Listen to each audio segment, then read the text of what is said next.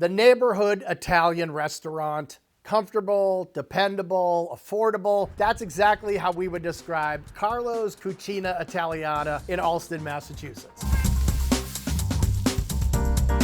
For over 40 years, Carlo's has been serving authentic and addictive Italian cuisine with very generous portions. And even though it's located on Brighton Ave in Allston, it has the look and feel and flavors of a restaurant you'd expect to find in the North End. Bryant Rodriguez started working here when he was just 13 years old, and after working his way through the ranks, he actually now owns the place. I would say it's one of the best Italian restaurants in the city of Boston, even in the state, hands down. When you walk in, the first thing you'll notice is the ceiling. It's got clear blue sky. On the walls, you have murals. One is of Mount Vesuvius. It's small, it can get crowded, it can get loud, but that's part of the fun.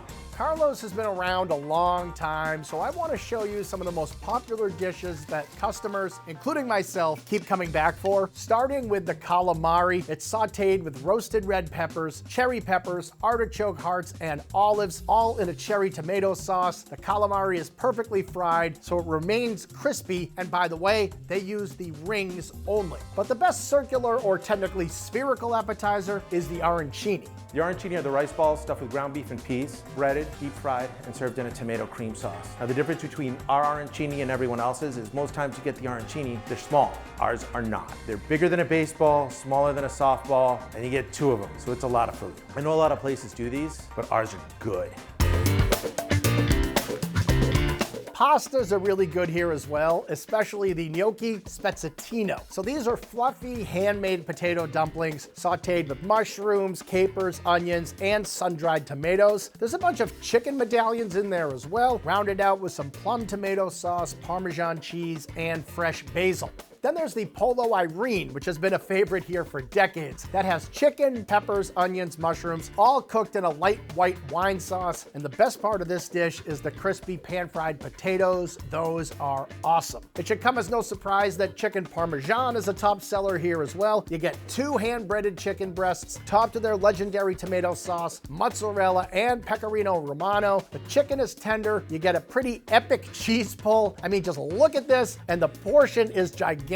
Plus, you get some pasta on the side. But if you really have a big appetite, you got to get the rigatoni Rachel, because that has chicken parm and a lot more. So the rigatoni Rachel, this one is named after Carlo's daughter Rachel, and it is the Italian poo-poo platter. It has a little bit of everything. So you're getting a piece of chicken parm, a piece of eggplant stuffed with ricotta, you're getting a meatball, you're getting the sausage, you're getting pasta, you're getting tomato sauce, and it's a mountain of food.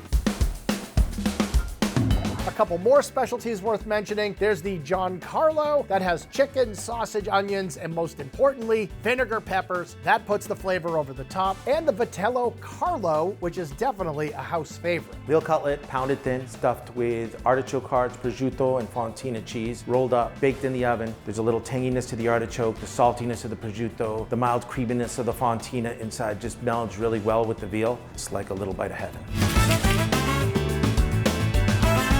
Desserts at Carlo's are heavenly as well because they're all homemade. Of course, they offer tiramisu, so you have the traditional espresso-soaked ladyfingers, sweet and creamy mascarpone, and plenty of cocoa powder dusted over the top. And then there's the flan, which brings a little Latin influence to the dessert menu. It's like a custard. You cut into it, you take a spoonful with a little of that, the dulce de leche, and the whipped cream, so you're getting cream, super sweet with the dulce de leche, and then a really mild pudding-like texture in your mouth. 3 words, it's the best.